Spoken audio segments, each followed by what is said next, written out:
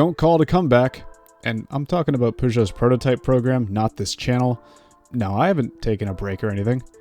But in all seriousness, today we got our first official look into the Peugeot 9X8 Le Mans Hypercar program, which will be making its debut at the 6 Hours of Monza in this season of the FIA World Endurance Championship this July. Yes, that means while this car will not be racing in this year's 24 Hours of Le Mans, it will share the track with Toyota, Glickenhaus, and Alpine at the second fastest track on the calendar.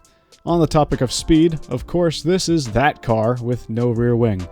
I'm far from the first person to make a video on this car, but for those not in the know, the 9X8 lacks a traditional rear wing because Peugeot believed they were able to achieve the target amount of downforce strictly through the floor design, minimal rear aero, and the body of the car itself.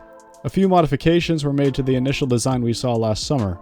Most notably, we can notice a taller shark fin and a more defined rear aero section with end plates, winglets, and an adjustable gurney flap for various levels of downforce. I'm not an engineer, so I'll leave it to somebody else to explain these changes in more detail.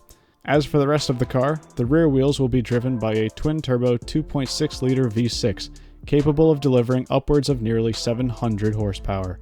The front wheels will be powered by an electric motor capable of chucking out over 250 horsepower.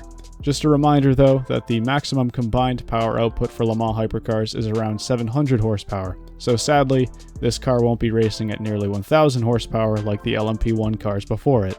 A 6-driver lineup will be split across the number 93 and 94 cars for the final 3 WEC races of the season at Monza, Fuji, and Bahrain. James Rossiter was promoted from his development driver role to replace Kevin Magnussen. He'll be joined by Paul di Resta, Loic Duval, Mikel Jensen, Gustavo Menezes, and Jean-Eric Vergne. Apart from that, there isn't a whole lot to unpack from today's unveiling. I will say that in a handful of wrongs, this car represents everything that is right with sports car racing. I can't think of another car in any series that was ambitious as this one since the front-engine, front-wheel drive Nissan GT-R LM Nismo in 2015. Let's just hope this car doesn't suffer the same fate as that one. What are your thoughts on the 9X8? Let me know in the comments down below. With Le Mans fast approaching, I'll start ramping up content on this channel again, so make sure you're subscribed if you don't want to miss any of it. Feel free to leave a like on this video as well if you want to support the channel.